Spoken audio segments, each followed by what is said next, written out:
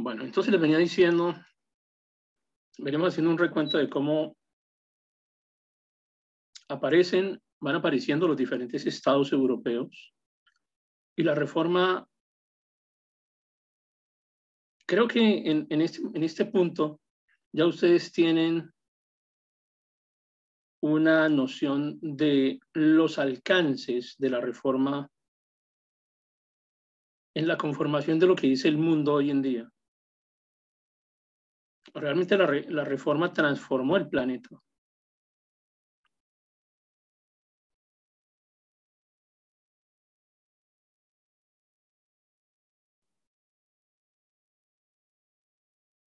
No solamente con la consolidación de esos nuevos estados que van surgiendo. Ahí sí ya a partir de la reforma puede uno comenzar a hablar del estado francés, del estado alemán, de Italia, de la misma España, de Portugal, la desaparición progresiva del imperio. Pero es solamente como consecuencia de la reforma. La creación de los estados, pero la creación de algunos idiomas y la creación de las libertades individuales y colectivas. Y todo eso surge a partir de la reforma. Uno no puede concebir, por ejemplo, la libertad de cultos, la libertad de expresión, sin comprender la existencia de la reforma.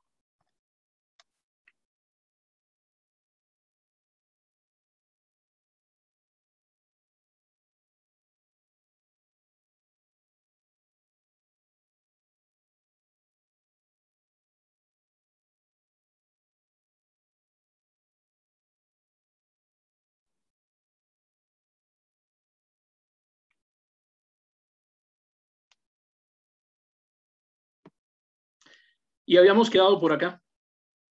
El establecimiento del ínterim de Habsburgo. Recuerden ustedes que la Liga de Esmacalda acaba de ser derrotada, una derrota realmente aplastante por parte del emperador Carlos V, quien había recibido finalmente el apoyo de uno de los príncipes de la Liga de Esmacalda que traiciona a sus familiares, porque eran sus primos, pero más que eso traiciona a la iglesia, traiciona la esencia misma del cristianismo que estaba conformada en ese grupo de Esmacalda. Como consecuencia, los vencedores, y en este caso en cabeza del emperador Carlos V, promulgan este ínterim. Era un decreto, llegó a ser decreto imperial y obligaba oficialmente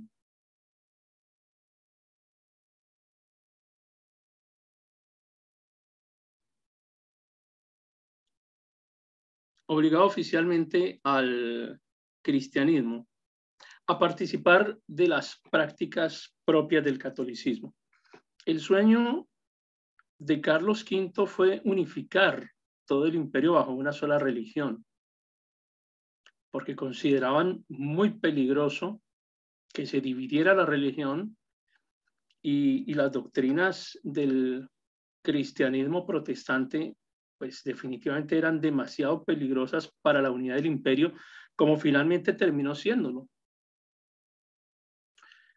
Es que el emperador advertía que si los reformadores se extendían por los diferentes lugares del reino, del imperio, pues iban a terminar dividiendo, iban a terminar rompiendo el imperio.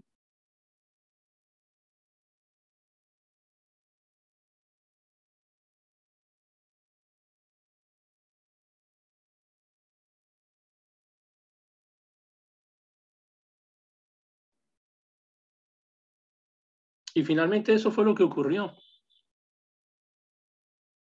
Un imperio que había durado siglos se veía amenazado por el cristianismo y esa unidad religiosa que había mantenido, pues implicaba no solamente que se dividiera en lo religioso, sino que además el imperio se iba a dividir en lo político, en lo económico, en lo militar. Hasta ahora jamás, después del proceso de la reforma, jamás el Sacro Imperio Romano Germánico se ha vuelto a unificar tal y como lo hizo en aquella época, excepto por lo que podemos considerar como la Unión Europea, que en todo caso mantiene independencia en cuanto a gobierno, aunque compartan una moneda y aunque compartan, digamos más bien, aunque hayan entre ellos borrado las fronteras.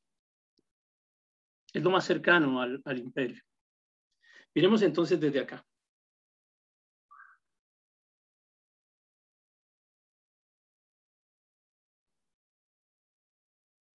Esta semana también les dejaré un escrito que les sugiero que lo lean. Ojalá antes de presentar su examen. Y les presento nuevamente a estos personajes. Tenemos de una parte al rey francés, Francisco I, al rey de Francia, quien está al lado izquierdo de sus pantallas, el cuadro más grande. Y el gran enemigo del rey Francisco I fue precisamente el emperador Carlos V. Porque había un interés de cada uno de ellos por poseer parte de los territorios del otro. Entonces uno encuentra como en un momento determinado se enfrentan militarmente Francisco I y Carlos V, y sale victorioso Carlos V, envía preso al rey de Francia, a Carlos I lo envía preso, junto con su hijo mayor. En Francia había una costumbre, y es que los hijos de los reyes que iban a ser convertidos en rey, esos hijos recibían el título de delfines. Entonces un delfín era el hijo del rey de Francia que se iba a convertir en rey. Los demás hijos del rey de Francia no recibían ese título de delfín. Hoy en día en política todavía se habla de delfines cuando se quieren referir a los hijos de los presidentes o de los gobernantes que tienen una probabilidad de llegar a ser gobernantes de su país también. Es probable que en sus países hayan tenido familias cuyos presidentes hayan tenido hijos o familiares muy cercanos que después también se hayan convertido en presidentes, en gobernantes. Entonces se trajo ese concepto del delfinato aquí como que lo latinizamos, pero era de uso exclusivo de Francia. Y en un momento los delfines, insisto, se convierten o son los destinados a ser convertidos en reyes. Entonces, Carlos V captura al rey Francisco y captura al delfín de Francia, de manera que queda digamos, dirigiendo los destinos de Francia, el segundo hijo del rey Francisco, que pues no tenía la edad suficiente y no tenía la capacidad para enfrentar militarmente a Carlos V. Y el rey de Francia y el delfín duran varios años presos. Entonces, digamos que siempre mantuvieron entre ellos unas relaciones muy complicadas, unas relaciones de odio. El rey de Francia se apoya en algún momento con el rey Enrique VIII de Inglaterra. Recuerden ustedes que Inglaterra también se separa del catolicismo. Inglaterra no tiene nada que ver con el Sacro Imperio Romano Germánico, siempre han estado muy lejos de ese concepto. Pero Inglaterra crea su propia iglesia reformada, que es la iglesia anglicana.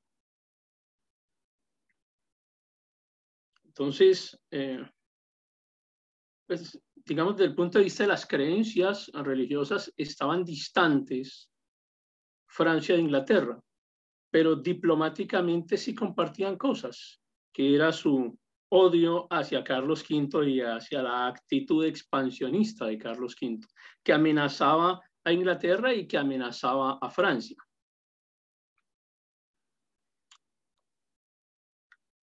El rey Francisco de Inglaterra fue un rey que persiguió fuertemente a los cristianos.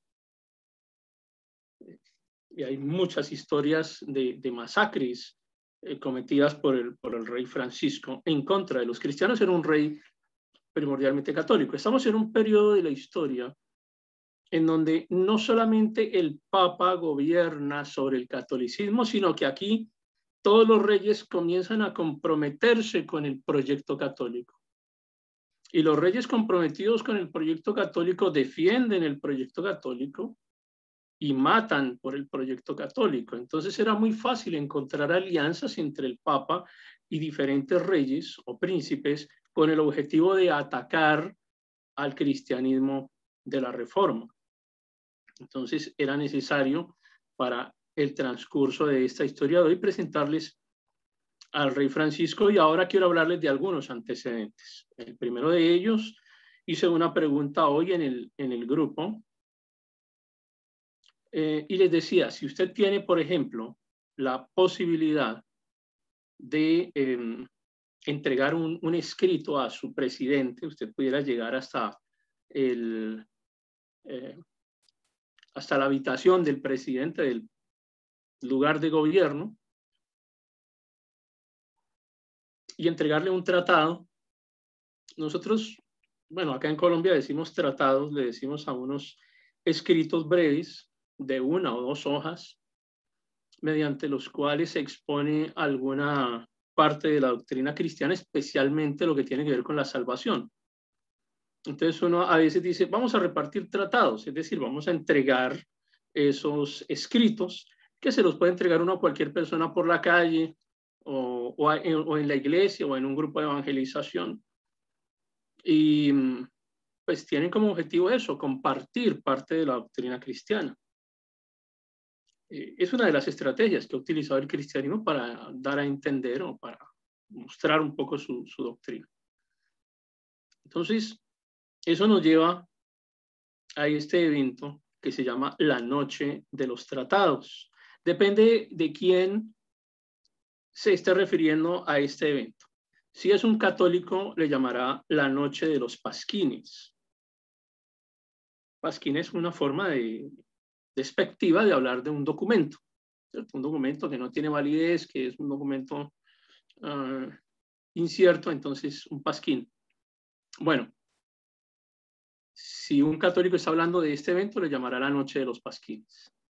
En el idioma original, en francés, realmente se le conoce al evento como la Noche de los Placards. Placards son escritos y textualmente traduce tratados. Entonces, en el original francés era la Noche de los Tratados, refiriéndose a ese evento mediante el cual repartieron unos documentos. Algunos historiadores le llaman la Noche de la Evangelización y fue la noche del 17 al 18 de octubre del año 1534. A la derecha tienen ustedes una copia del tratado que se entregó esa noche. El tratado tenía un nombre. El tratado se llamaba Artículos verdaderos acerca de los horribles, grandes e insoportables abusos de la misa papal, inventada directamente contra la Santa Cena de nuestro Señor, único mediador y único Salvador Jesucristo. Entonces, con semejante nombre, ustedes, con el solo título, ustedes se dan cuenta que aquí ya están atacando los fundamentos del catolicismo, están atacando la misa, el Papa, la Santa Cena como la celebraban ellos, y la salvación a través de Jesús como el único Salvador. Significa eso que dejaban por fuera todos los demás conceptos teóricos del catolicismo, incluida la adoración a los santos, la intervención de la Virgen María, y es que en este título prácticamente resume el ataque a toda la doctrina católica. Entonces, el documento fue escrito por un pastor de apellido Marcourt y él se basaba en los documentos y las enseñanzas de Ulrico Zwinglio.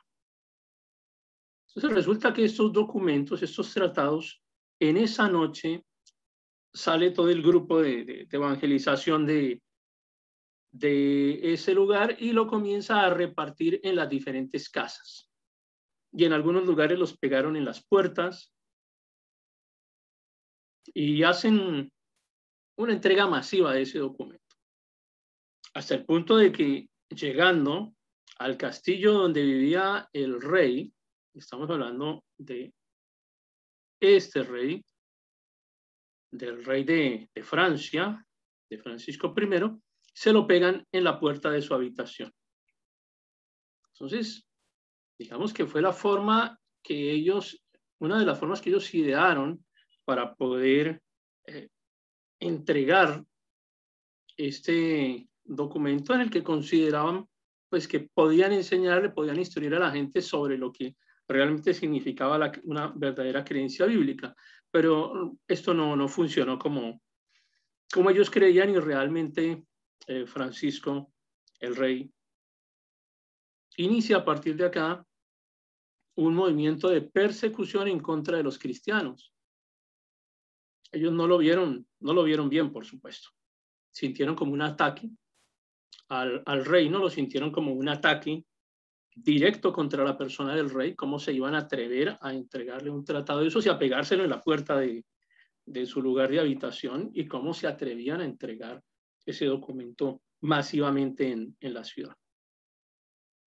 En las ciudades, porque no fue solamente en París, fueron varias ciudades, entre ellas estaba Orleans, estaba la ciudad de Tours, y digamos que el catolicismo se sintió amenazado, se sintió atacado con la entrega de estos documentos. Entonces se inicia un movimiento de persecución religiosa en contra del cristianismo. Ahora, fíjense cómo nos estamos ubicando geográficamente para que ustedes no se pierdan en la historia. Estamos hablando de la existencia del gran imperio romano-germánico. Estamos hablando de España, que está controlada por Carlos V también. Pero ahora nos ubicamos específicamente en Francia. O sea, esta parte de la historia a la que me voy a referir hoy principalmente se desarrolla en Francia y los eventos principales tienen que ver con Francia, con España también, pero principalmente Francia. Entonces, estamos hablando ahora únicamente de Francia, no estamos hablando todavía de la intervención de Carlos V, ni estamos hablando de la intervención del Reino de Portugal, ni de Italia, ni de Roma. Estamos hablando específicamente de el rey francés y de los eventos que llevaron a que el rey francés comenzara el proceso de persecución en contra de los cristianos. Entonces esa persecución inicia mediante diversas formas de control social y de control político que no podían en ese momento desligarse de la religión. Nosotros hoy en día entendemos de una parte la religión y de otra parte el Estado. Pero en ese momento no era posible separar la religión del Estado. Eran una sola cosa, la política del Estado, una sola cosa. Y más en este momento en el que estamos hablando de la existencia del absolutismo. ¿Recuerdan ustedes? En algún momento hablamos de cuando el Papa quería gobernar sobre todos los reyes de la tierra y era el gobernante absoluto. Bueno, también hablamos de cómo los reyes decían que no era posible que el Papa estuviese por encima de ellos, sino que los reyes estaban por encima de la religión. Y a eso lo conocemos como el absolutismo. Los reyes absolutos son los reyes que gobiernan sobre todo, incluso sobre la religión. Es por eso que los reyes participan en estos eventos de persecución religiosa en contra del cristianismo, porque es que los reyes se consideraban absolutos, superiores, representantes de Dios, y por eso defienden con tanta firmeza el catolicismo. Y eso es lo que está ocurriendo con el rey Francisco de Francia, que además pues era católico, Y dentro de ese concepto del absolutismo, pues estaba también llamado por su creencia a proteger su religión. Como si fuera poco, aparece este otro documento que vamos a llamar el libro de los mercaderes. Escrito en francés también, seguimos en Francia. Y este libro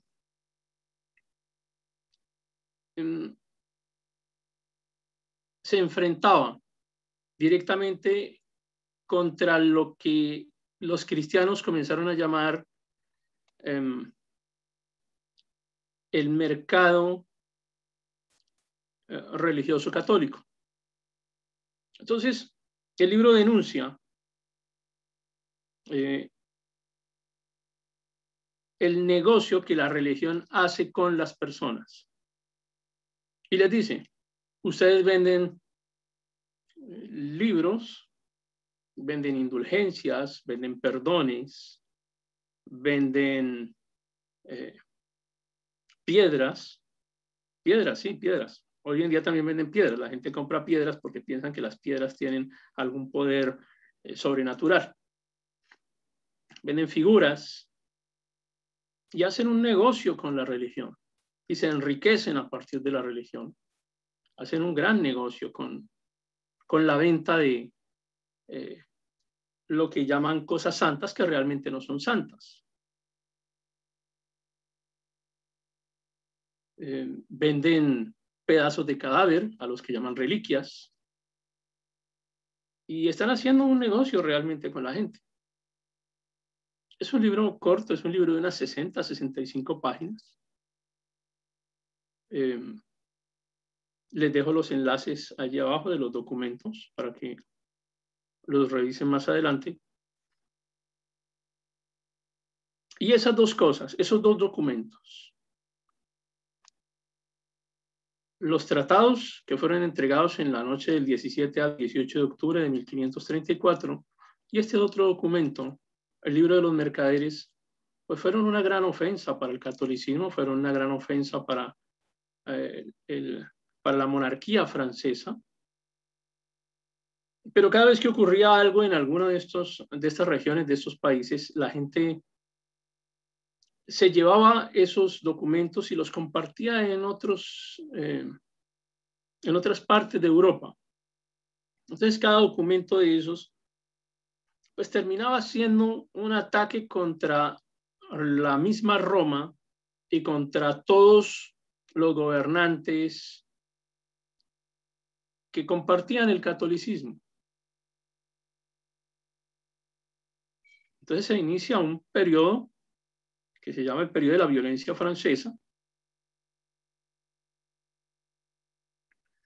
dentro del cual tenemos que incluir a Enrique II, que fue que pues cuando muere el rey Francisco de Francia es quien asume como nuevo rey de Francia, Enrique II. Se muere el rey Francisco de Francia y se muere el delfín. Entonces le toca al segundo hijo, el que no debía gobernar es el que termina gobernando. Estamos hablando de Enrique II. La violencia comenzó durante el reinado de Francisco I, pero con el rey Enrique II se acentuaron esos ataques en contra del cristianismo. Recuerden ustedes que los cristianos en todas sus denominaciones recibían el título de herejes. Forma en la que se comprendía un cristiano en aquella época era esa, eran herejes. Entonces, siempre que en esta época se habla de herejes, regularmente se está hablando de cristianos. En sus diferentes denominaciones, luteranos, calvinistas principalmente, o de cualquiera de las siguientes denominaciones que van apareciendo con el tiempo. Entre ellas, por ejemplo, los anglicanos en Inglaterra. Lo que pasa es que le queda muy difícil a los europeos continentales atacar a los cristianos que estaban en Inglaterra, porque estaban en su isla y allá ellos mandaban. Pero también eran considerados herejes, por supuesto. Entonces, las penas para los herejes pues eran la muerte, y casi siempre era la muerte por fuego, los quemaban. Los escritos de los reformadores se fueron extendiendo en las diferentes regiones europeas, y esto comienza a salirse un poco de las manos, en el sentido de que los católicos reaccionan con mucha fuerza. Además eran quienes tenían el poder, las armas, los ejércitos, controlaban la economía. Este periodo de las guerras en Francia, o de las persecuciones en contra de los cristianos en Francia, son llamados por la historia como las guerras de las religiones. Es un nombre realmente, pues, que pasó a la historia y así se conocen las guerras de la religión en Francia. Pero es un nombre muy mal, que describe muy mal lo que realmente ocurrió, porque uno habla de guerras cuando hay una cierta igualdad de condiciones. Pero acá no había ninguna igualdad de condiciones. Estamos hablando de imperios, de estados o de reinos que persiguen a grupos de personas por profesar una fe diferente a la fe del rey. Y son los reyes los que tienen ejércitos, los que tienen recursos, los que controlan la economía y, por supuesto, los que tienen el control de la religión. Entonces, es un nombre pues un poco discordante realmente con la realidad. No puedo hablar de guerras de las religiones, porque tendríamos que hablar de que se enfrentaron estados, o por lo menos enemigos de igual a igual, y eso pues realmente no ocurrió. Realmente fueron unos movimientos de persecución masivos en los que algunos príncipes que se convierten al cristianismo comienzan a defenderse, como ya habíamos visto que ocurrió allá con la Liga de Esmacalda. Este otro concepto que surge en esta época es el concepto de cámara ardiente. Les decía en algún momento que hoy incluso se utiliza esta idea de cámara ardiente cuando fallece algún personaje importante, entonces dicen que lo van a poner en cámara ardiente para velarlo, pero el concepto cambia un poco, porque es que la cámara ardiente surge es precisamente como una de las herramientas de persecución y de castigo para los herejes, que eran los cristianos, y consistía en que los quemaban. Ahí a la derecha de su pantalla ven ustedes, por ejemplo, uno de los tribunales en los que aparece una persona que va a ser llamativa dentro de nuestra historia, que es Caterine de Medici, o Catalina de Medici, luego la veremos, está en compañía del rey Enrique II, fue una de sus esposas. Entonces, digamos que las cámaras ardientes se convirtieron en el ambiente en el cual operaban los tribunales de la Inquisición. La Inquisición fue creada para perseguir a los cristianos, principalmente, porque pues eran quienes se consideraban como herejes, ¿no?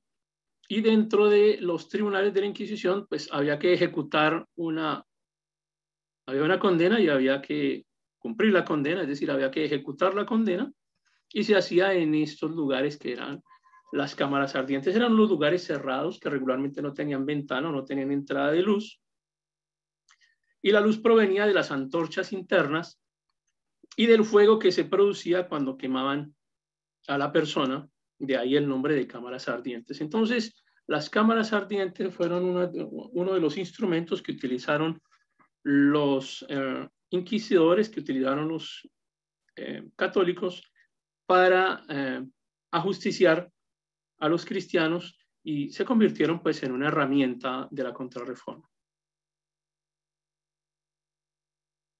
Y acá tenemos, digamos, las principales casas de familias que se enfrentaron en aquel momento en Europa. Entonces tienen a los Valois, a los Guisa, que son muy importantes dentro de nuestra historia, los Montmorency y los Borbón. Pero de los Borbón vamos a encontrar dos vertientes o dos ramas de la familia. Los Borbón tienen una rama católica y tienen una rama cristiana, es decir, una rama de los protestantes cristianos reformados. Que digamos que estos Borbón fueron los únicos que se atrevieron a enfrentar todas las demás familias. Casi que cuando uno habla de los príncipes cristianos europeos se está refiriendo a personas que hacían parte de esta rama cristiana de los Borbones. Pero también vemos que hay una rama católica de los Borbones, junto con todos los demás. Entonces, los Valois y los Guisa tienen mucha influencia dentro de los eventos que tienen que ver con Francia. De fondo, en estas presentaciones, les dejo algunos de los grabados hechos durante la época que reflejan cómo se ajusticiaba a los cristianos durante este periodo de las guerras de la religión en Francia.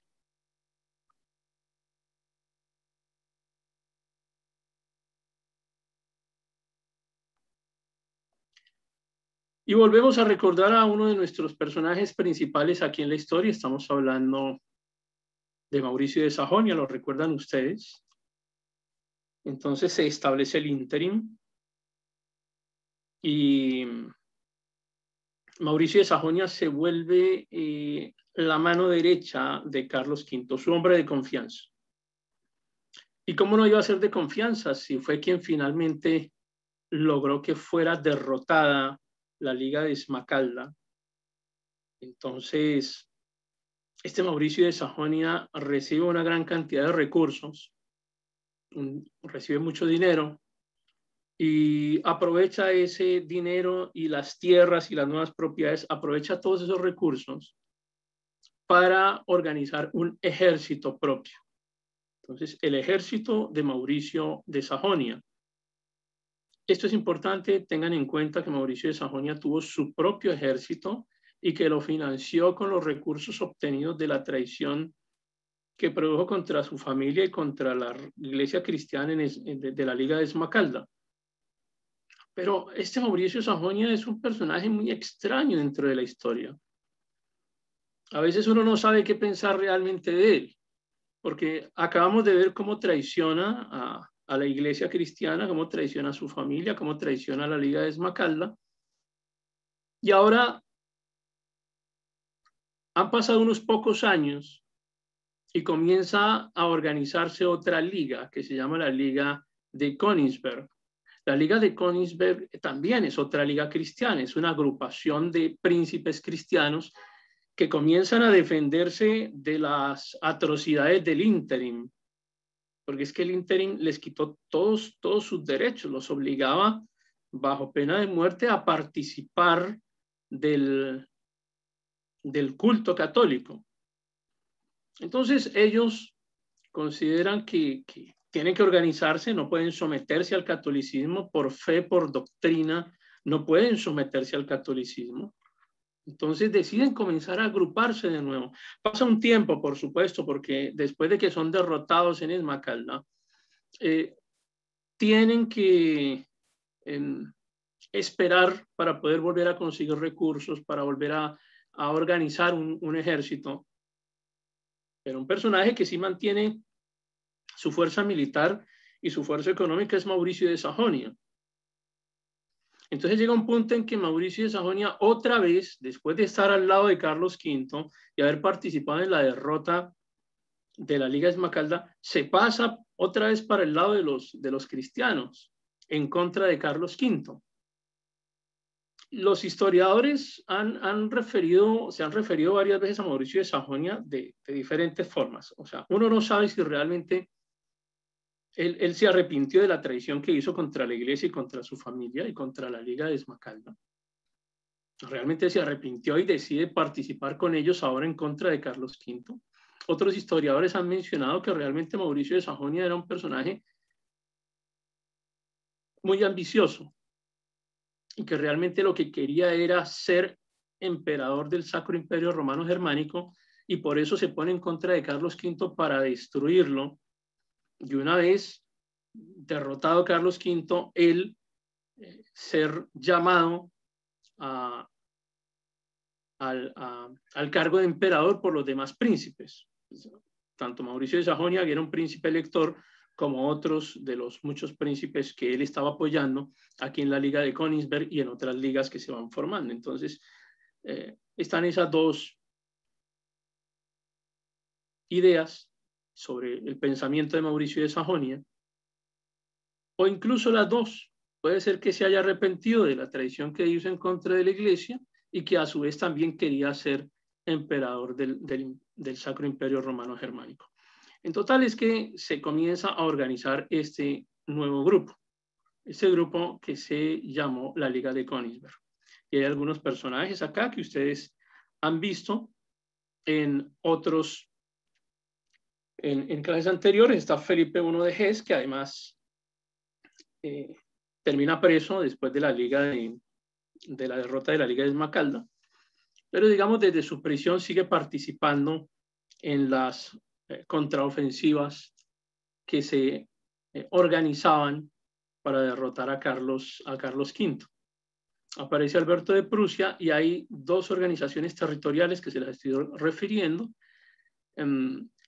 Una que es un landgraviato, que era una forma de organización territorial. Es como decir un país, un estado, bueno, una organización territorial, pero no se llamaba ni país ni estado, se llamaba un landgraviato. Y hay otra que es un margraviato. Entonces está el landgraviato de Hesse y el margraviato de Brandenburgo. Ellos, funcionando pues como organización territorial, se unen a Alberto de Prusia, a Felipe I de Hesse, y aquí aparece nuevamente Mauricio de Sajonia haciendo parte de la Liga de Königsberg, y estamos ubicados en el año 1550. Es importante que vayan teniendo presente las fechas para poder ir comprendiendo un poco lo que va sucediendo con todos estos eventos que surgen ahora. Entonces, claro, ellos tenían duda, por supuesto. ¿Qué está pasando con Mauricio de Sajonia? Primero nos traicionó, las muertes que hubo a causa de su traición fueron muchas, se desintegró la Liga de Esmacalda y como consecuencia de sus actos se provoca el ínterin que domina al cristianismo y lo obliga a someterse al catolicismo. Entonces la gente tenía mucho recelo justificado con Mauricio de Sajonia y uno no sabe cómo va a actuar, si finalmente va a traicionar de nuevo a la Liga de Königsberg o no. Y era algo pues que era de entender. Se va organizando otro grupo que se llamó la Liga de Turgot. Ya había existido antes la Liga de Turgot, existió en 1526. Lo que pasa es que, recuerdan ustedes la Dieta de Espira de 1526, la que autoriza a los príncipes europeos para que organicen la religión que quieran en su territorio. Pero luego aparece la Dieta de Espira de 1529, que se opuso a lo que se había determinado en 1526 y le quita esa autoridad a los príncipes. En 1521 les dicen, no, ustedes ya no pueden escoger, aquí la única religión oficial es el catolicismo. Entonces ya estamos llegando, y en ese momento se acaba esa Liga de Turgot, que estaba en su momento constituida por Felipe I de Hesse y por Juan de Sajonia. Recuerdan ustedes a Juan de Sajonia, que fue el protector de Martín Lutero, el que organizó el secuestro, el autosecuestro de Martín Lutero para que pudiera quedar resguardado mientras él escribía toda la base teórica de lo que fue el luteranismo. Entonces, en 1551, repaso, en 1550 se organiza la Liga de Königsberg. En 1551 se reactiva la Liga de Turgot. Entonces ustedes van viendo cómo diferentes movimientos a lo largo del imperio tienden a consolidarse con el fin de enfrentarse finalmente y con cierto poder ante Carlos V, ante el emperador. Y nuevamente aparece Mauricio de Sajonia, es un personaje que es muy activo dentro de todos estos eventos y con la influencia que él tenía, con su habilidad diplomática, se va a hablar con Francisco I de Francia. Por esa razón fue que les presenté a Francisco I al comienzo de la clase. Entonces, este Francisco de Francia se une con Mauricio de Sajonia. Recuerden ustedes que Francisco había estado preso por Carlos V junto con su hijo, y realmente Francisco I, que era enemigo de los cristianos, que perseguía a los cristianos, que aplicó el concepto de cámara ardiente para quemar cristianos porque iban en contra del catolicismo. Bueno, ese Francisco I se une, hace alianza ahora con los cristianos, porque sí, odiaba a los cristianos, pero odiaba más a Carlos V. Entonces, pues Mauricio de Sajonia conocía el odio que tenía Francisco hacia Carlos V, le propone una alianza, le propone que se una con él en la Liga de Turgot, y se hace este grupo, un grupo grande, conformado nuevamente por los príncipes electores que estaban en contra del catolicismo, que eran príncipes cristianos, y ahora están unidos con Francisco I, que no es que se haya pasado al cristianismo, él no se convirtió al cristianismo, simplemente que quería ir en contra de Carlos V, y se organiza este grupo que se llamó la Liga de Turgot. Ahora, los príncipes cristianos sí tenían un objetivo, y era que se restablecieran las libertades que tenían los cristianos antes del ínterim de Habsburgo, porque el ínterim, ya hemos repetido en varias ocasiones, los obligaba a someterse al catolicismo. Pero de todas estas reuniones y de todas estas ligas no tenía idea Carlos V. Él no sabía lo que estaba pasando con Mauricio de Sajonia. Él pensaba que Mauricio de Sajonia todavía era su mano derecha, su hombre clave para atacar a las ciudades cristianas, a las ciudades de la Reforma. Entonces, en el año de 1552, Carlos V cita a Mauricio de Sajonia a esta ciudad que tienen ustedes allí de fondo, que es la ciudad de Innsbruck, y el objetivo era diseñar la estrategia, diseñar el plan de ataque contra las demás ciudades cristianas. Entonces, el hecho de que existiera el ínterim planteaba dos cosas. Habían unos cristianos que estaban dentro de las ciudades católicas. Esos cristianos que estaban dentro de las ciudades católicas pues fueron fácilmente sometidos, porque la mayoría de los habitantes de la ciudad eran católicos, porque gobernaban católicos, y esos cristianos fueron perseguidos, algunos les impidieron salir del territorio, a otros los mataron y otros se sometieron al ínterim de Habsburgo. Pero en otras partes del imperio habían ciudades enteras que se habían convertido al cristianismo o que en su mayor parte eran cristianos.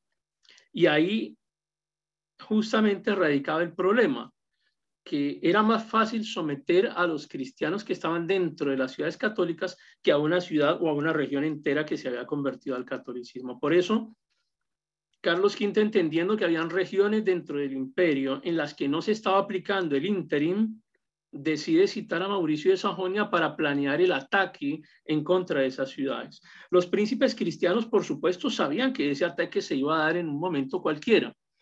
Y la gente también sabía, pero es fácil evacuar a algunas personas de una ciudad, pues si estamos hablando de unos cientos de personas, pero evacuar a una ciudad completa, ¿para dónde? O sea, observen ustedes el panorama. Rodeados de montaña, rodeados de nieve, de hielo, o sea, ¿para dónde van miles de personas o cientos de miles de personas? Entonces deciden quedarse en sus ciudades y presentar defensa, pelear contra el ejército del emperador. Pues no iba a ser fácil porque además habían sido derrotados, no tenían recursos, no tenían armas, era gente que no estaba acostumbrada a ser parte del ejército, no tenían formación militar. Pero muy rápidamente los príncipes cristianos comienzan ese proceso de reorganización, se organizan en la Liga de Königsberg, en la Liga de Turgot, y este Mauricio de Sajonia termina siendo finalmente un personaje fundamental dentro de esta historia, porque Mauricio de Sajonia realmente sí se va en contra del emperador Carlos V, o sea, realmente lo traiciona. Primero traicionó a la Liga de Esmalcalda, organiza su ejército, se organiza económicamente, ahora adquiere mucha influencia, se vuelve amigo del rey de Francia, trae al rey de Francia a la Liga Cristiana, aunque el rey de Francia no sea cristiano, pero Carlos V no sabía nada de esto. Entonces lo cita en la ciudad de Innsbruck para organizar el plan de ataque en contra de las ciudades cristianas, pero Mauricio no llegó a esa cita. Y ocurre esto que se llamó, o que llamaremos en la historia como el evento de Tirol. En el fondo de la pantalla encuentran también a la ciudad de Tirol. Es para que vean ustedes un poco la geografía, que es lo que nos interesa acá. Porque en ese mayo del año 1552, Mauricio de Sajonia se va a atacar militarmente a Carlos V. Él descubre que Carlos V se ha ubicado en su residencia en Tirol y comienza a conquistar los pueblos, las villas que quedaban allí cerca y se dirige directamente hacia Tirol para capturar a Carlos V. Entonces, el emperador alcanza a ser advertido.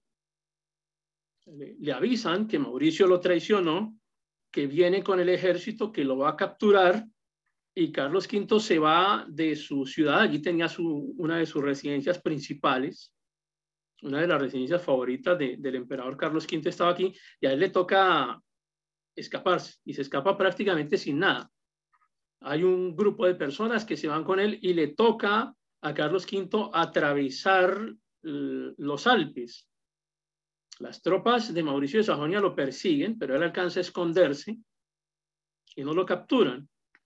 Y Mauricio le dice a sus soldados que se metan a la casa del emperador y la saquean. Ellos prácticamente se toman las propiedades del emperador, y pues eso fue una derrota, una humillación, que le haya tocado al emperador escaparse prácticamente con algunas pocas personas que lo acompañaban y arriesgar su vida cruzando los Alpes o protegiéndose en los Alpes para poder evitar ser capturado por el príncipe Mauricio.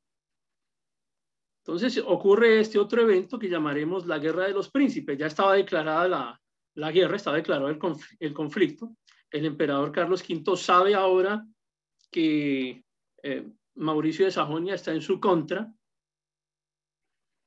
y se muere el rey francés, pero queda Enrique II.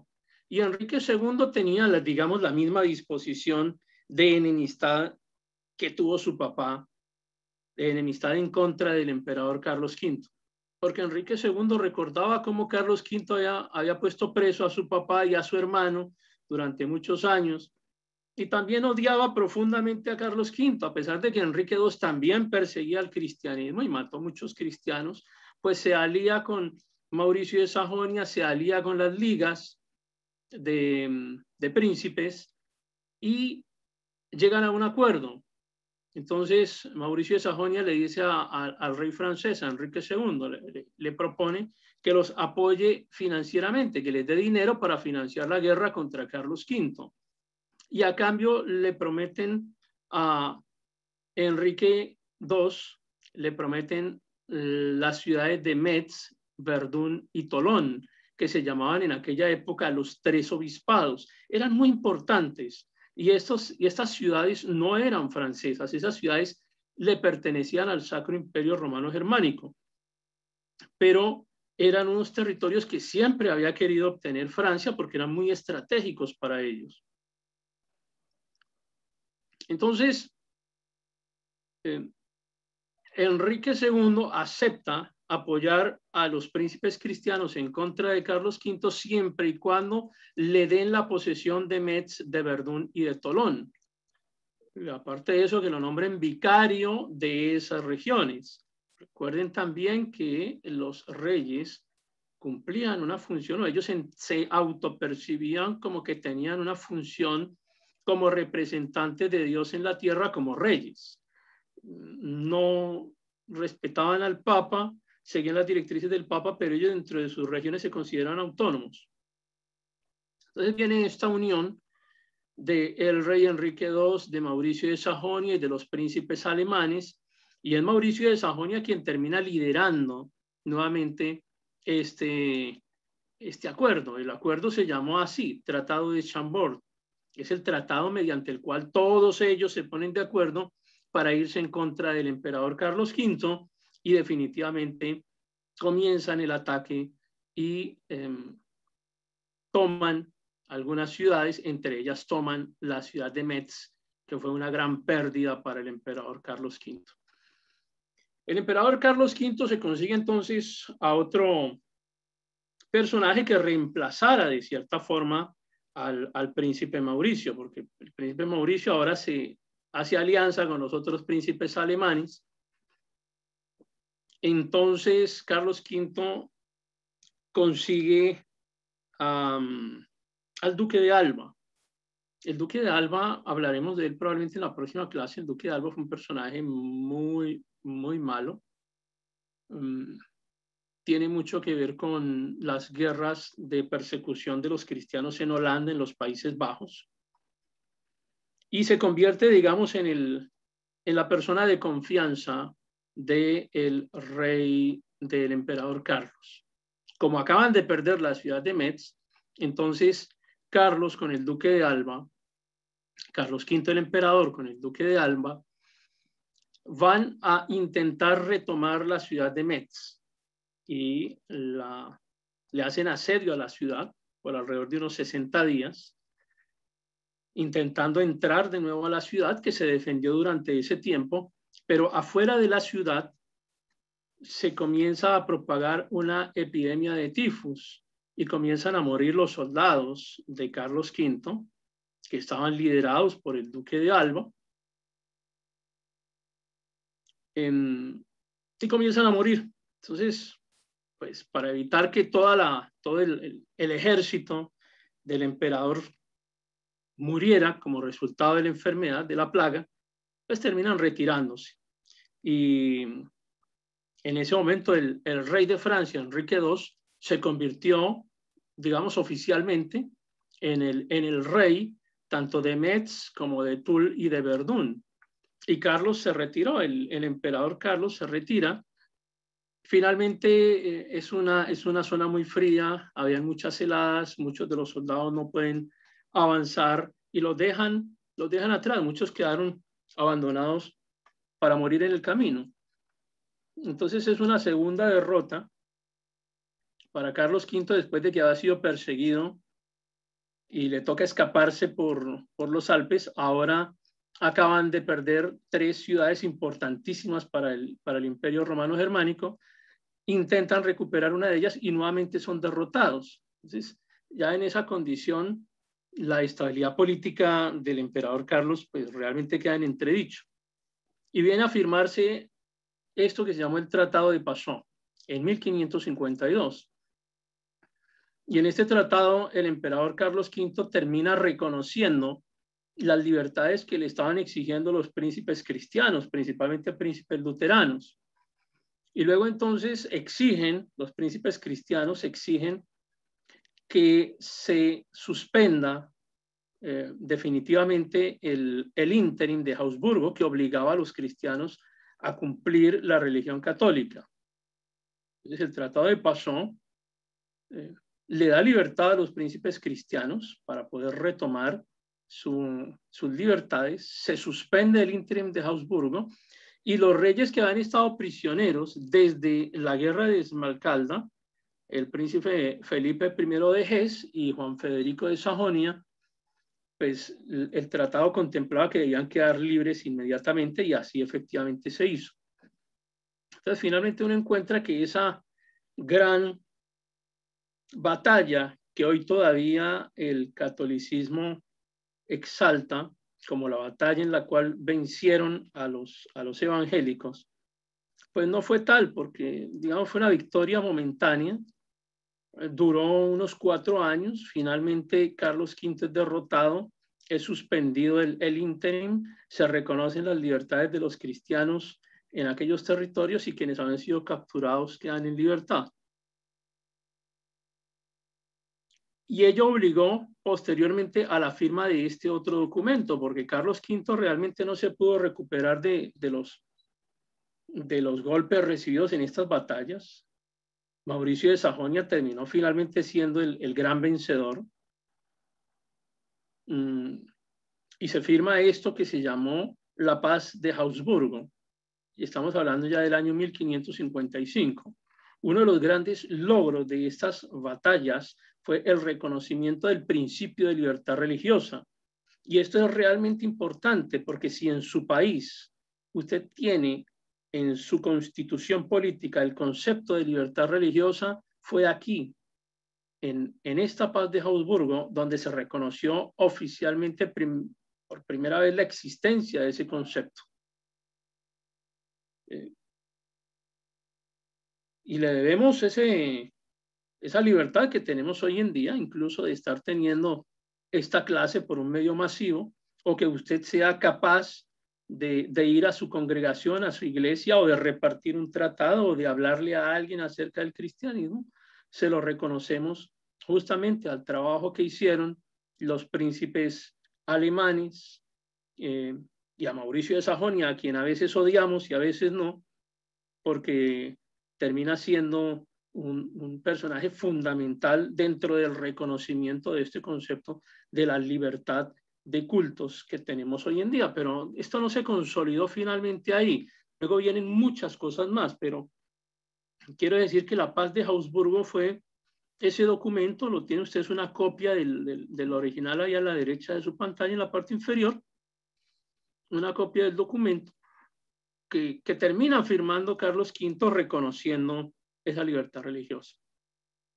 Y pues digamos que políticamente Carlos V termina derrotado.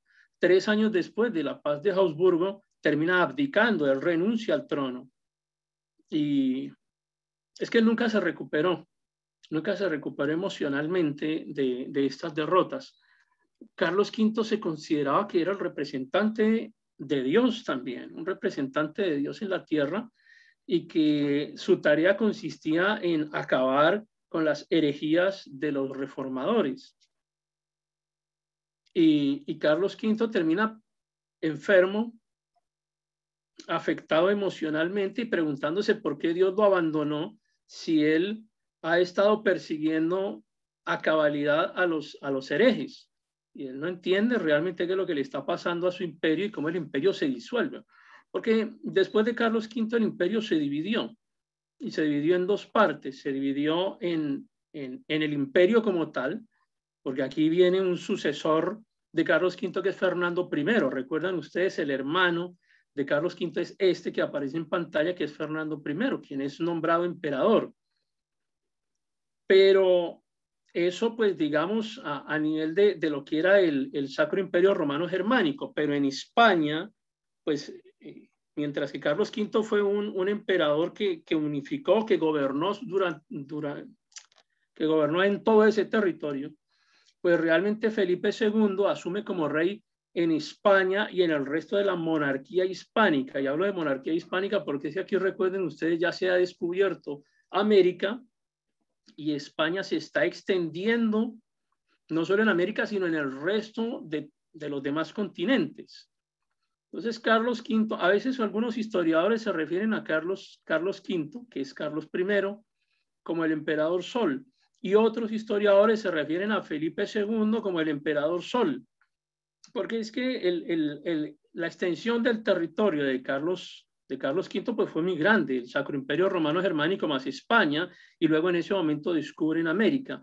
Pero con la abdicación de Carlos V en 1558, digamos que como que el imperio se parte, y en un lado queda el Sacro Imperio Romano Germánico con Fernando I, que era su hermano, y en el otro lado queda España, pero España se convierte en el imperio más grande que ha existido en la historia de la humanidad. No hay otro imperio tan grande como el imperio español de aquella época.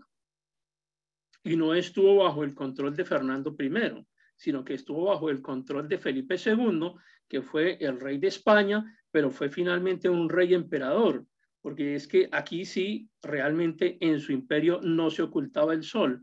En cualquier parte del mundo había un territorio que estaba bajo control español en aquella época. Además, está el concepto de la Armada Invencible. Y este Felipe II, Felipe II, pues realmente fue un personaje religioso, católico, radical, extremista como ninguno. O sea, realmente radical. Fíjense hasta la forma de vestirse. El color de sus ropajes era ese. Consideraba que el uso de otro color era algo que desagradaba a la Iglesia Católica.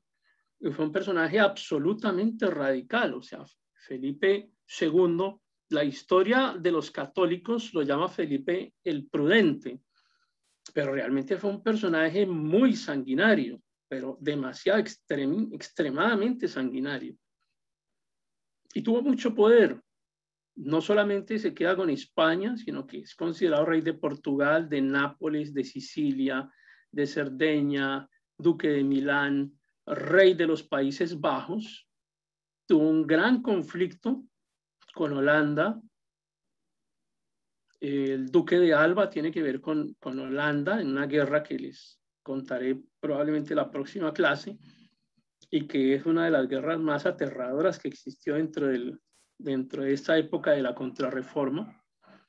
Pero también termina siendo rey de Inglaterra y rey de Irlanda. Es la primera vez que alguien de España llega a ser rey de Inglaterra y rey de Irlanda, pero por el hecho de que se casa con María I, María de Inglaterra.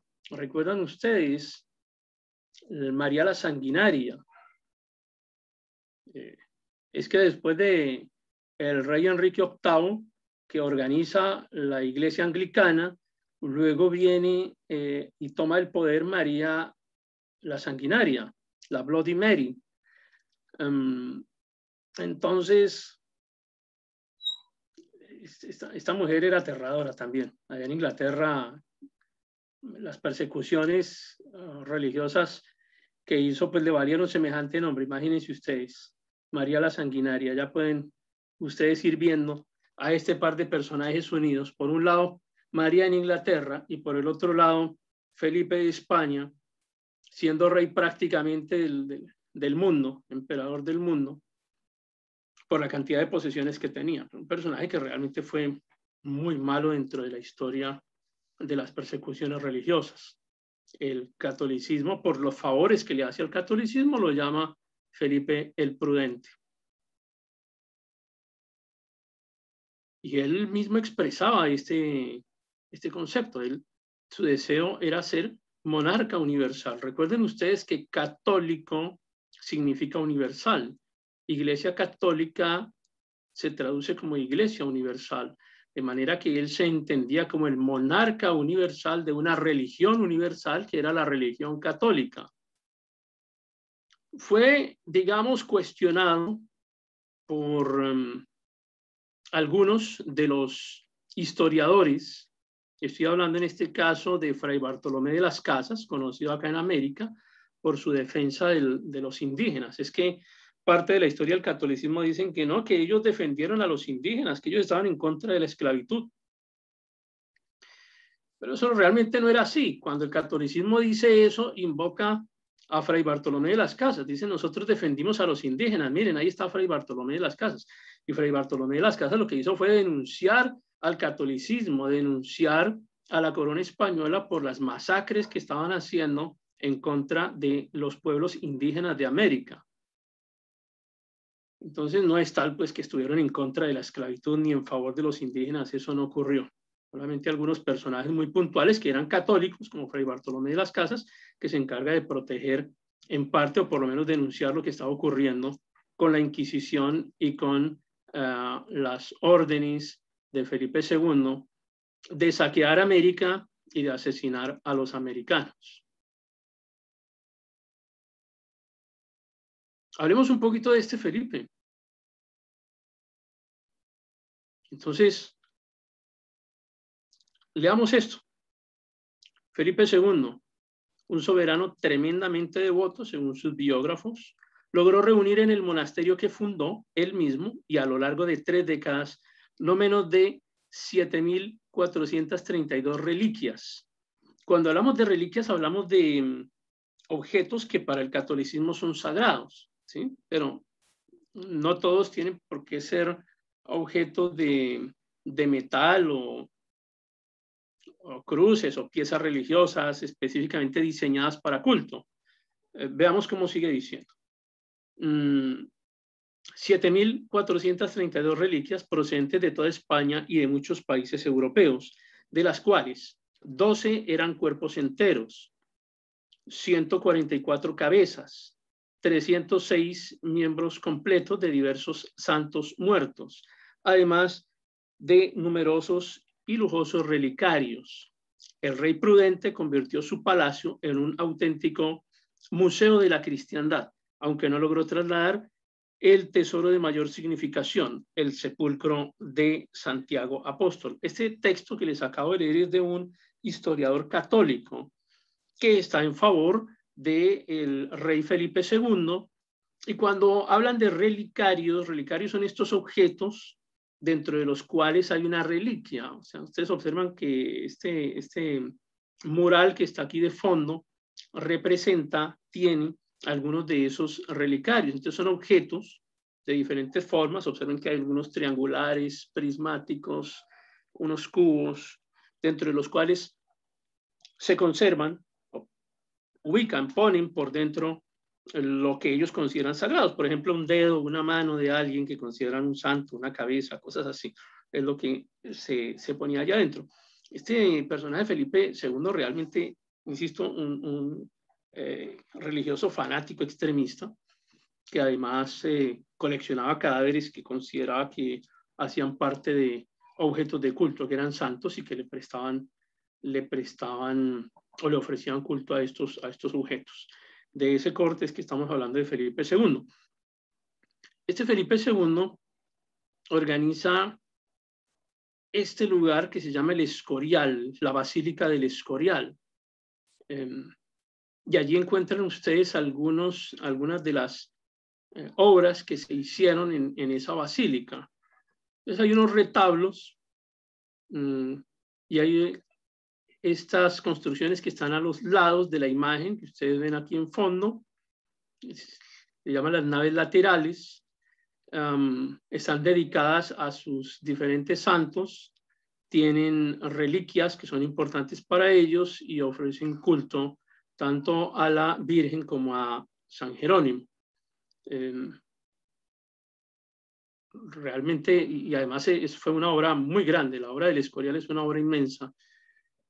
Seguramente si ustedes la buscan allí por internet van a encontrar que eso es un gran monasterio, y dentro de ese monasterio hay otras construcciones internas. Y bueno, vamos a ver algunas de esos escenarios que hacen parte del Escorial. Acá les hago un resumen general de algunos de los eventos dentro de los cuales participó el rey Felipe II.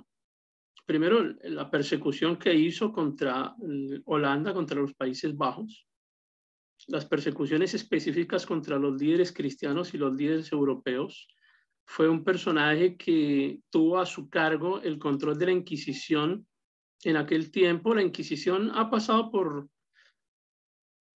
digamos, una cosa es la Inquisición papal y otra cosa son las Inquisiciones de los reyes. La Inquisición como tal es una sola institución, pero esa sola institución tuvo varias oficinas, si se quiere, o varias dependencias.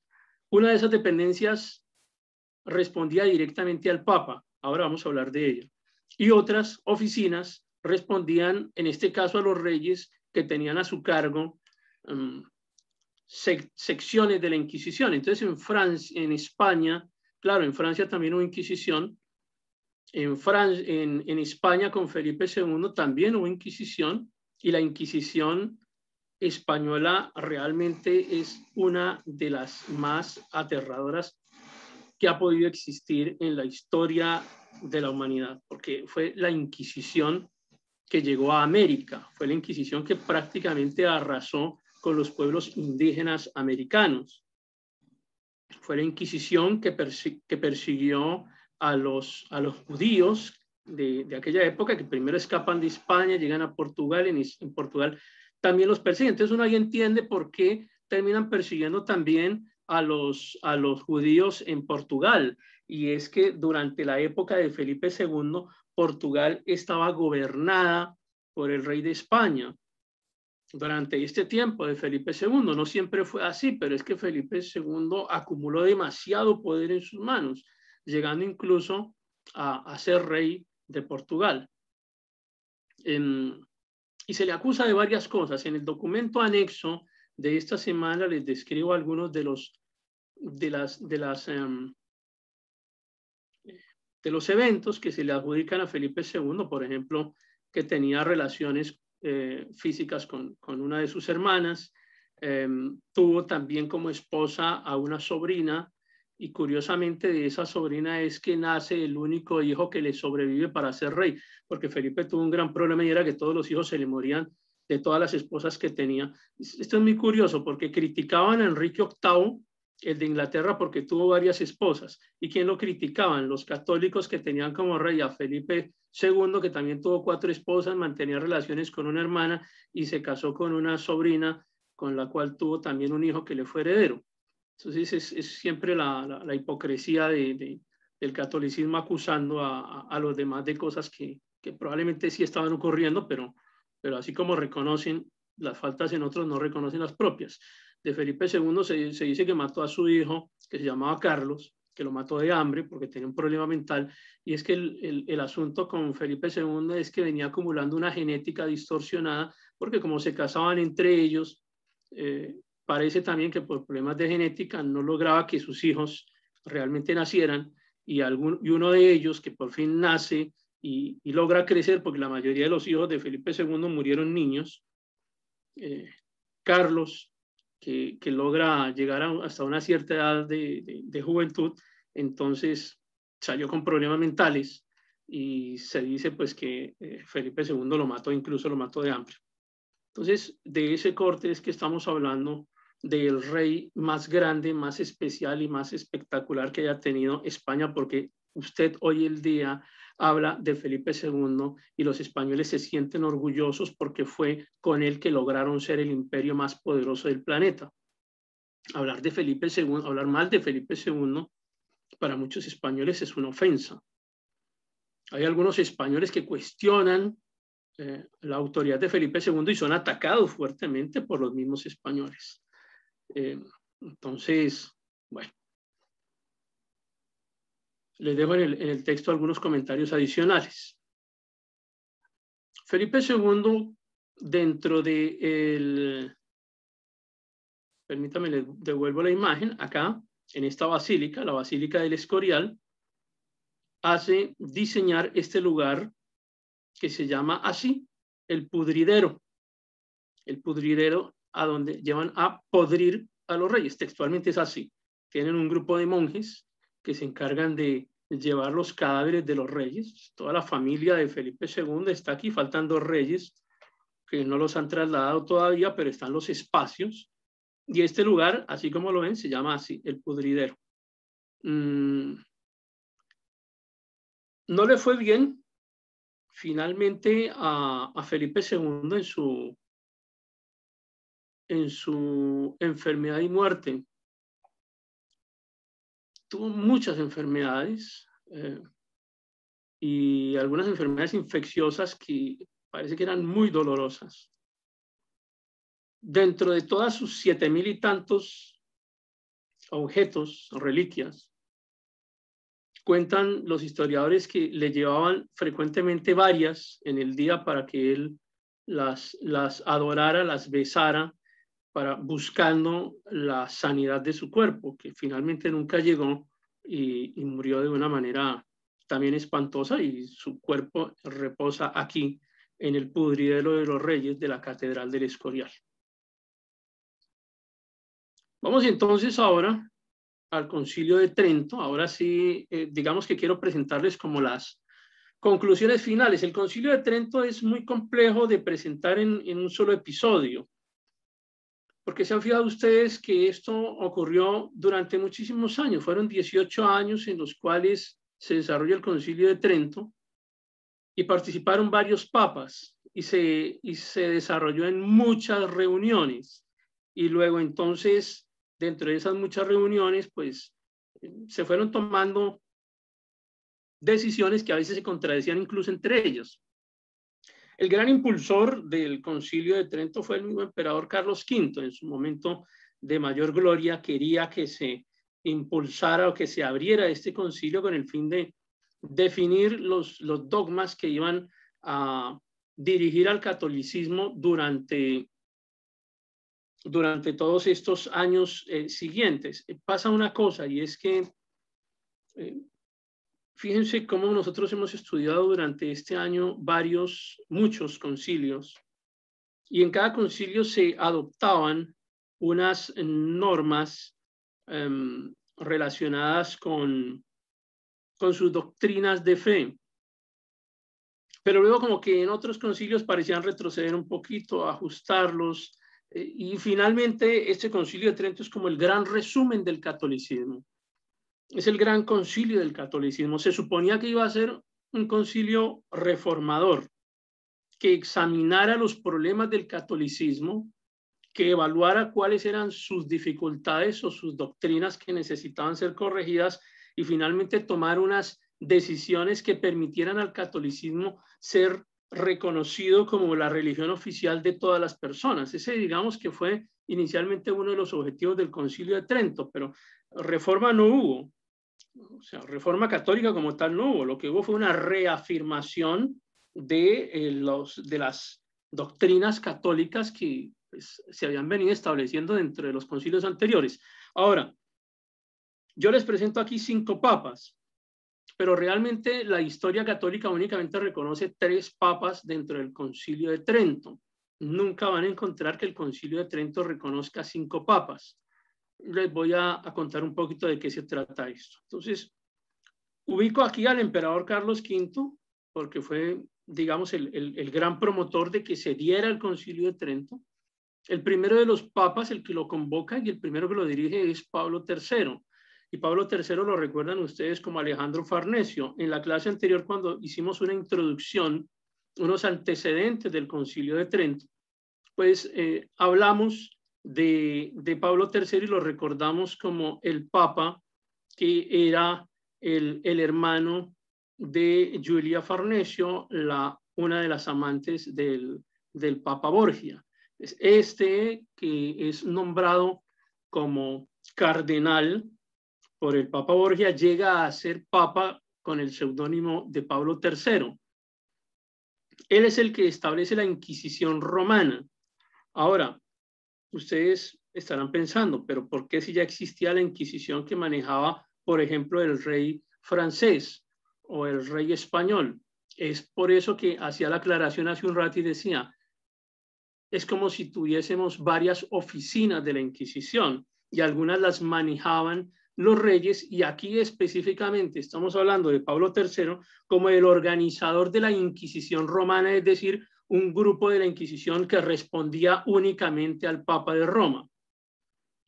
El Papa Pablo III ordena la evangelización del Nuevo Mundo, es decir, de América, que acaba de ser descubierta, ordena la evangelización, es decir, la catolización de América por los medios necesarios. Y por los medios necesarios, es decir, que todos deben someterse al catolicismo por los medios necesarios, incluso con la utilización de la Inquisición romana. Luego la Inquisición americana respondía directamente al Papa, no respondía específicamente, inicialmente no respondía específicamente al rey de España, pero también hubo una Inquisición, una oficina de la Inquisición que respondió al rey de España, pero hubo parte de la Inquisición que respondía directamente al Papa de Roma, y estamos hablando del grupo que fue organizado por Ignacio de Loyola. Ustedes recuerdan, o tal vez habrán escuchado de Ignacio de Loyola, quien el catolicismo considera un santo. Ese tipo era un asesino completo, además el primero fue militar. Y pasa una cosa aquí, es que el catolicismo se había quedado sin brazo armado, pues ellos tenían su ejército papal, pero es que el ejército papal, digamos, que tenía que responder, se veía obligado a respetar como ciertas normas de combate, como las normas internacionales de guerra, mientras que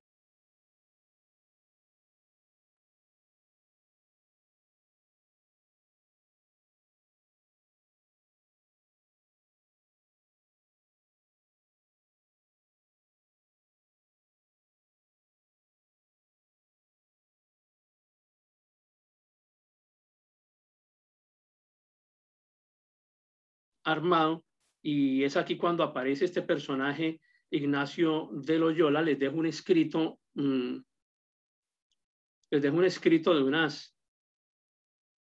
algunas líneas les he dejado relacionadas con la orden militar de Ignacio de Loyola. Es un grupo extremista dentro del catolicismo. Estamos hablando de los jesuitas. Los jesuitas actuaron en dos frentes y fueron creados desde el comienzo con ese objetivo. Primero, respondiendo exclusivamente a la autoridad del Papa, no respondían ante nadie más. Fueron un grupo creado por un militar, Ignacio de Loyola, que tenía otro nombre adicional. El nombre de él era Íñigo y no era de Loyola. Y adicionalmente, o sea, dice uno Ignacio de Loyola porque parece que hubiera nacido en ese lugar, en Loyola, ¿no? Íñigo no nació en Loyola. Pero era militar, y el objetivo de los jesuitas estaba en esos dos frentes. Primero, actuar como cuerpo armado, un cuerpo paramilitar que obedecía directamente al Papa, y segundo, y seguramente el más importante de los objetivos, era influir en las personas, especialmente en los dirigentes, a través de la formación académica. Por eso ustedes encontrarán que muchos de los colegios a nivel latinoamericano, pero también incluso en Rusia tienen colegios, los jesuitas. Muchos de los colegios de las universidades latinoamericanas y en Europa pertenecen a la orden de los jesuitas, porque el plan de ellos fue influir en la mente de las personas importantes del imperio. Porque es que quienes recibían educación en aquella época no recibía educación cualquiera, tenían que ser hijos de personas importantes que comenzaran a tener formación académica. Entonces ellos encuentran dos frentes de ataque. El primero, el militar, a través de una fuerza que era armada, porque la orden de los jesuitas era una fuerza armada, y su doctrina consistía en estas dos premisas: matar y adoctrinar. Matar al que no se dejaba adoctrinar, y adoctrinar a través de la academia a los líderes o a los hijos de los líderes de las personas influyentes. De esa manera lograban mantener el control religioso. Y realmente, pues sí que bien lo han logrado, porque en América Latina son muchas las universidades que pertenecen a la orden de los jesuitas, y estamos hablando actualmente no solo de universidades, sino de colegios, desde los niños más pequeñitos del preescolar, pasando por educación para los jóvenes y llegando hasta educación profesional y de especialización en sus instituciones jesuitas. Los jesuitas fueron expulsados de muchos países por su accionar bélico y delictivo. Es que esta gente, para que alguien pudiese hacer parte de la orden de los jesuitas, digamos que uno de los requisitos era cometer un delito, matar a alguien o cometer un delito para confirmar que podían tener lealtad para con el grupo. Entonces, esa es un poco la influencia de los jesuitas y de Ignacio de Loyola en este proceso, y he querido hacer un paréntesis allí porque fue justamente con Pablo III, con Alejandro Farnesio, que se establece la orden de los jesuitas, que responden directamente al Papa y que terminan reemplazando a los templarios, porque habían sido masacrados también por el mismo catolicismo. Dentro de los papas que hacen parte del Concilio de Trento encontramos también a Giovanni Maria Schiocci. Él se conoce como Julio III. Julio III, ya habíamos hablado de él cuando conversamos acerca de los papas, lo recordarán ustedes, porque hablaban de él como que enredado en amores infantiles. A él le gustaba tener relaciones sexuales con varones jóvenes. Una de las historias de él dice que tenía un sobrino que había adoptado, que había recogido de las calles de Roma, y lo había adoptado y se lo había llevado para el Vaticano, pero realmente era uno de los amantes jóvenes de Julio III. Hay un historiador que además escribía teatro, un escritor, que decía que Julio III no promovía a nadie en cargos eclesiásticos, exceptuando solo a quienes lo sodomizaban. De ese corte era el Papa Julio III, que lidera parte del Concilio de Trento. Cuando se muere Julio III, nombran a un personaje que está prácticamente borrado de la historia del catolicismo, que es Marcelo II. Yo creo que casi nadie ha escuchado del Papa Marcelo II. Este personaje no pertenecía a las familias influyentes de Italia, no era de los grandes apellidos ni de la nobleza italiana. Y pasa algo muy curioso con él, y es que cuando lo nombran papa, pues todavía el Concilio de Trento no se había cerrado. Entonces, lo primero que él hace siendo papa es que saca de los cargos eclesiásticos y de los cargos políticos de Roma a su familia, porque uno de los grandes problemas de los papas era el nepotismo, ¿no? Nepotismo es que le entregan cargos a toda la familia, a sus amigos, gobiernan con su familia, y eso era normal dentro del papado, pero no era considerado como algo bueno. Por supuesto que se entendía que era algo desagradable y que era algo que no debería hacerse. Y este Marcelo II, la poca historia que se tiene de él, dice que realmente él intentó acabar con el nepotismo durante el periodo en que él fue elegido papa, y que además realmente tomó medidas para revisar las doctrinas fundamentales del catolicismo. Entonces, esto pues fue muy peligroso para la institución como tal del papado, fue muy peligroso para el Vaticano, de manera que Marcelo II muere apenas a los 22 días de ser elegido. Algunas personas relacionan su muerte prematura con el hecho de que él realmente quiso intentar una reforma del catolicismo, pero pues el mismo catolicismo no lo permitió. La historia que hay acerca de Marcelo II es muy poca y se limita básicamente a eso. Luego aparece otro papa que no está registrado dentro de la historia del Concilio de Trento, que es el Papa Pablo IV, que era Juan Carafa. Él sí fue absolutamente nepótico. Él nombró a toda su familia, especialmente a sus sobrinos, los nombró en los cargos más importantes de aquella época. Incluso llegó a robarse una ciudad completa para entregársela a uno de sus sobrinos como un ducado. Él no se contentaba con robarse cositas, se robó una ciudad completa, se apropió de una ciudad completa para entregársela a uno de sus sobrinos en calidad de ducado.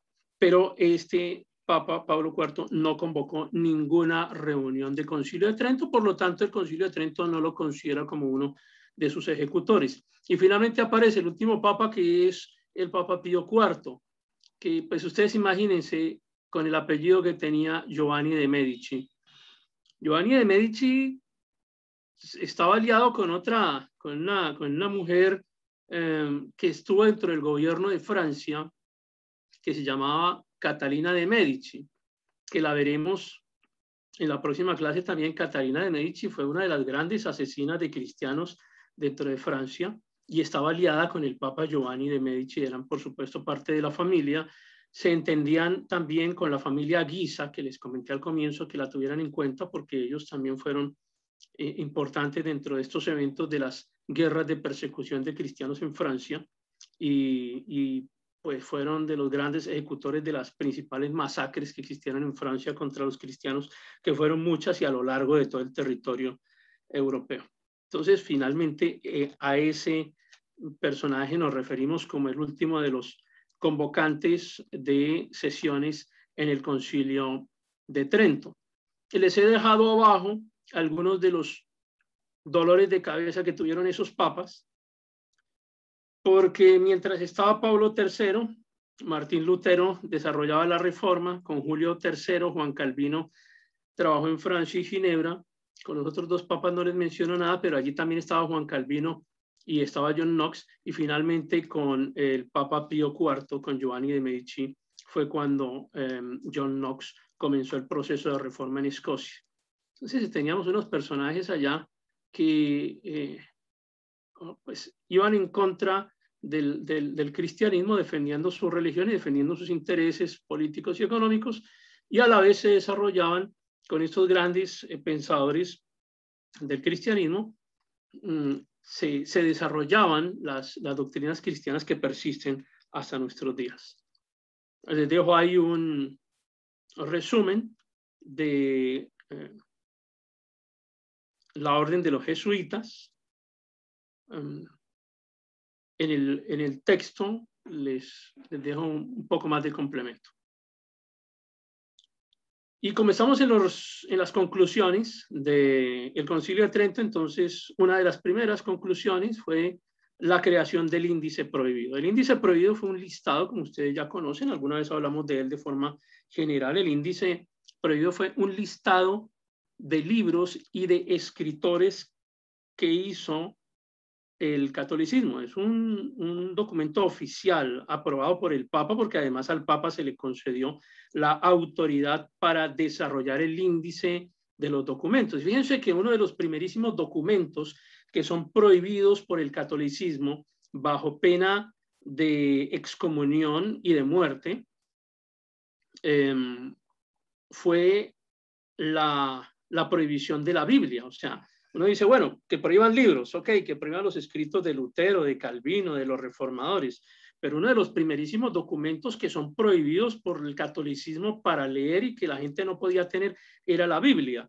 Aquí tienen ustedes, por ejemplo, una página del índice en el que aparece, les remarqué, está al lado derecho de su pantalla, dice Biblia traducida en lengua mexicana. Es decir, ya estamos hablando de que no solamente se quedó allá en la época de la Reforma y en la época de estas persecuciones francesas, sino que aquí en América también se aplicó toda la persecución de la Inquisición y estas normas, como por ejemplo la congregación del índice o el índice de libros y autores prohibidos, también se aplicó claramente aquí en América. Entonces hubo una Biblia que se llamaba así, Biblia traducida en lenguaje mexicano, o sea, en castellano, pero la hicieron para las personas de México principalmente. Fue uno de los documentos prohibidos. Tener esta Biblia era causal de muerte. Aquí tienen otras de las Biblias que fueron prohibidas por el catolicismo como libros que eran considerados herejía. O sea, es que uno no entiende cómo el catolicismo, que se supone que se fundamenta en las escrituras, termina persiguiendo la Biblia y considera que la Biblia es una herejía. Entonces encuentran ustedes ahí, por ejemplo, la Biblia hebraica, la Biblia de París, la Biblia de Roberto Stefani, la Biblia Sacra, la Biblia Gálica, la Biblia y habían varias Biblias que eran de autores católicos, la Biblia Sebastiano Castiglioni, la Biblia Sacra Hebraica. O sea, todas estas Biblias, junto con otros documentos que encuentran ustedes aquí en este índice, eran considerados libros prohibidos, perseguidos, porque eran considerados herejía tener una Biblia y pues mucho más traducirla a otros idiomas. Por eso encuentran ustedes acá que, por ejemplo, persiguen la Biblia traducida al francés, la Biblia traducida al alemán. Todas las Biblias, todas las traducciones bíblicas eran consideradas pecado y herejía tenerlas. Y aquí hay algunos de los personajes que también eran considerados como peligrosos dentro del índice de libros prohibidos y escritores prohibidos. Y hay algunos que aparecen con su apellido en mayúscula, que se los he subrayado acá, están en estos recuadros en color rojo. Encuentran ustedes a los que ellos consideran más peligrosos. Pero si usted quiere investigar sobre esta época de la Reforma, quiere investigar sobre los reformadores, uno casi siempre termina hablando de los mismos, de Lutero, de Zwinglio, de Calvino, de Servet, pero fíjense que hay muchos otros. Entonces, si usted quiere hacer una investigación interesante sobre personajes de la Reforma, no los mismos de siempre, tome el índice prohibido y comience a investigar sobre ellos y seguramente va a encontrar a grandes hombres del cristianismo que se enfrentaron al catolicismo en su momento. Y algunos recibieron el título, incluso llegaron al grado de heresiarcas. Y aquí también encuentran a Lutero, a Bruchero, a Beza, a Calvino. A estos otros de esta lista corta, pero interesante, que fueron los que más dolor de cabeza le causaron al catolicismo, algunos totalmente desconocidos para nosotros, y que se los dejo allí porque de pronto alguno de ustedes quiere investigar sobre alguno de ellos y escribir sobre alguno de ellos es interesante porque todos hicieron un gran trabajo en contra del catolicismo. Otras de las conclusiones del Concilio de Trento se las dejo resumidas en estos cuadros que siguen. Y pues les he dejado también algunas de las fechas en las cuales se producen las reuniones y las actas de esas reuniones. Una de las que más nos llama la atención a nosotros es esta que habla de el depósito de fe. El depósito de fe, esto es fundamental dentro del concepto del catolicismo moderno también, porque se dice que la Biblia no es únicamente la palabra de Dios. La palabra de Dios o la palabra revelada para los católicos tiene dos fuentes. Uno es el escrito y otro es la tradición oral. La tradición escrita es la Biblia, pero entonces, ¿cómo hace el catolicismo para poder justificar todo lo que estaba haciendo si no está escrito en la Biblia? Y tienen dos formas de evadir esa responsabilidad. La primera de ellas es decir que la Biblia sí es importante y que hace parte de la tradición escrita, pero que hay una tradición que se llama la tradición apostólica. La tradición apostólica es la tradición oral. Es la palabra revelada por Dios, pero que no quedó escrita en la Biblia. Entonces los católicos dicen que esa transmisión oral comenzó con los apóstoles y llegó hasta el Papa y hasta los obispos. Por eso el Papa y los obispos son depositarios de esa tradición o de esa revelación oral. Luego, entonces, para el catolicismo hay dos fuentes mediante las cuales habla Dios. Uno, a través de la Biblia, y dos, a través de la tradición oral que comenzó con Jesús, que se la entregó a los apóstoles y posteriormente llega hasta el Papa y sus obispos. Entonces, esas dos fuentes de autoridad es lo que se conoce como el depósito de fe. Luego, entonces, aparecen otros documentos que también se consideran como justificantes de las doctrinas católicas, y es la modificación de la Biblia, porque ellos toman la Vulgata latina y la modifican agregando los libros apócrifos. ¿Cuáles? Los que les sirven para justificar la adoración a los muertos, principalmente el cobro de indulgencias, la existencia del purgatorio. Entonces, una de las críticas que le hacían al catolicismo en aquella época era que sus enseñanzas no se basaban en la Biblia, y ellos responden de dos formas, diciendo, bueno, no nos basamos en la Biblia porque hay una tradición oral que llegó desde los apóstoles, desde Jesús y los apóstoles hasta el Papa, y la tradición oral es tan importante como la Biblia. Y segundo, pues que con la Biblia también tenemos ya la solución, y es que incluyen en la Biblia los libros apócrifos. Los libros apócrifos justifican las doctrinas del catolicismo. Entonces ya podían mostrarle a las personas que lo que ellos enseñaban sí estaba en la Biblia. Pues estaba dentro de los libros apócrifos, pero estaba dentro de la Biblia, que fue la modificación que hicieron de los textos. También hablan, por ejemplo, de la justificación del hombre. Es una de las doctrinas fundamentales del catolicismo, la justificación por las buenas obras. Hay autores recientes que no conciben cómo es que el cristianismo rechaza las buenas obras como una forma de salvación. No pueden entender eso. No es posible que el cristianismo diga que la gente no se salva por obras. Ellos consideran que realmente son valiosas, son importantes, y que las obras, pues no puede haber un Dios que no tenga en cuenta las buenas obras para el momento de juzgar si alguien es digno de salvación o no. Y comienzan a hablar de los diferentes cánones, hablan de los cánones de la justificación y de los sacramentos. Establecen el canon del sacramento del bautizo, del sacramento de la confirmación.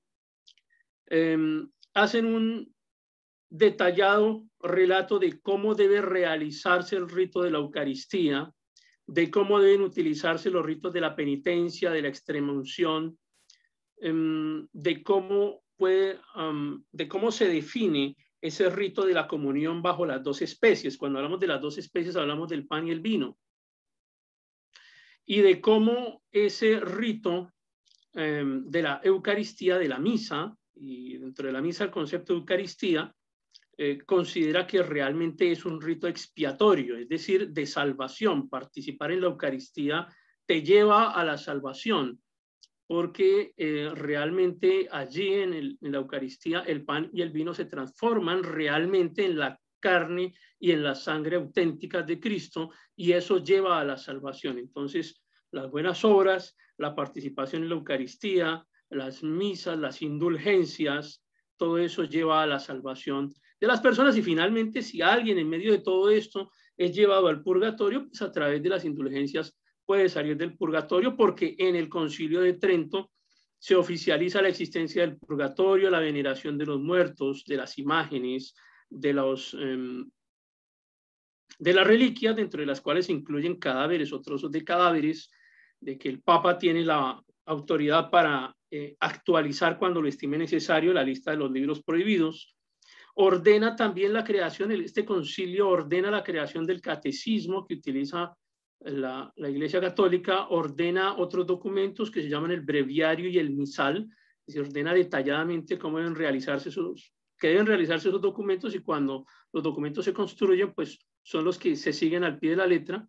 Declara el concepto de validez de la Trinidad y la Encarnación, y específicamente en contra de los cristianos que se consideran unitarios. Este concepto de la declaración de validez de la Trinidad le ponen un nombre, y es profesión tridentina de fe, es decir, la defensa del concepto de la Trinidad. Y hay otras disposiciones finales. Ellos son muy inteligentes dentro de toda su área administrativa y crean el concepto del registro o los libros de registro. Entonces, esto es fundamental, porque si usted se casa, solamente es válido si queda registrado en el libro católico. Entonces, yo no sé si a ustedes o a sus familiares, de pronto sus padres, abuelos, los registraron en la parroquia.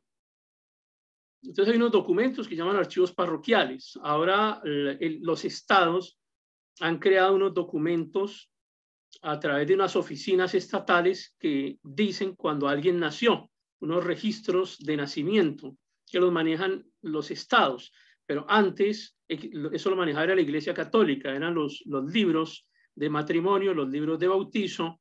Más adelante crean los libros de defunción, o sea que era el catolicismo el que finalmente definía quién había nacido, quién se había casado, quién se había muerto, y lo que no existía dentro de sus libros pues no pertenecía a la vida católica, y si no estaba dentro de la vida católica pues significaba que tampoco tenía una relación con Dios.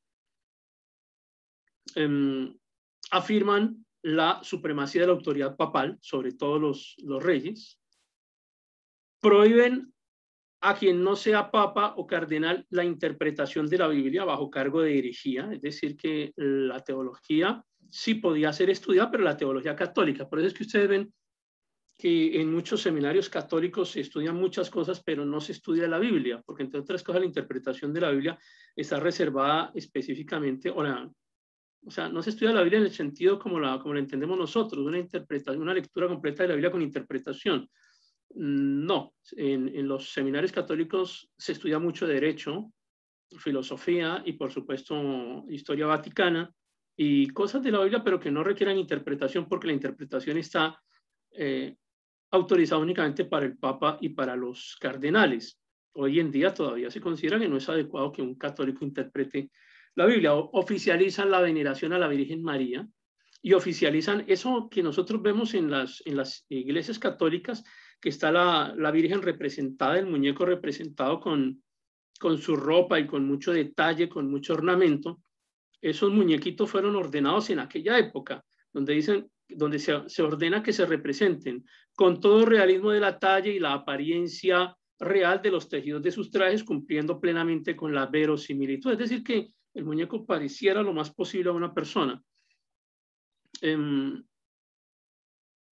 arte, establecen que el arte debe ser utilizado como herramienta para ir en contra de la herejía protestante, y de verdad que lo han hecho. Ustedes entran hoy en día a cualquier iglesia o cualquier catedral católica y utilizan muchísimo las representaciones pictóricas, el arte, la escultura y todas estas formas de representación de figuras y de eventos, pues primero para representar hechos que ellos consideran importantes, y segundo, pues para que la gente los adore. Entonces, digamos que utilizan el arte para adoctrinar. Ordenan la Inquisición para castigar a los protestantes. Y se crea, este concepto es importante, el de la profesión de fe. Es que le llaman profesión de fe al hecho de perseguir a los cristianos. Hoy en día ha cambiado un poco ese concepto. Tal vez lo han venido suavizando un poco, pero en aquel momento, cuando se produce el concepto de profesión de fe, la profesión de fe es como una especie de apologética, una persecución en contra de los cristianos protestantes, una persecución armada que incluía la muerte y demás. Y uno de los aspectos que me pareció muy curioso dentro de las conclusiones del Concilio de Trento es que definen que la mujer sí tiene alma, porque hasta ese momento se ponía en duda si la mujer tenía alma o no. Entonces, en 1563 entran a discusión, entran a debate y entran a votación. Y las mujeres, se consideró que las mujeres tenían alma y la diferencia de los votos fue por 1, o sea que casi que por un voto la mujer no tiene alma en este momento. Y bueno, ahí tienen algunas de las conclusiones del Sacrosanto Concilio de Trento. Aquí les dejo unos detallitos de los conceptos del purgatorio y de cómo se logra obtener la divina justicia para sacar a las almas del purgatorio.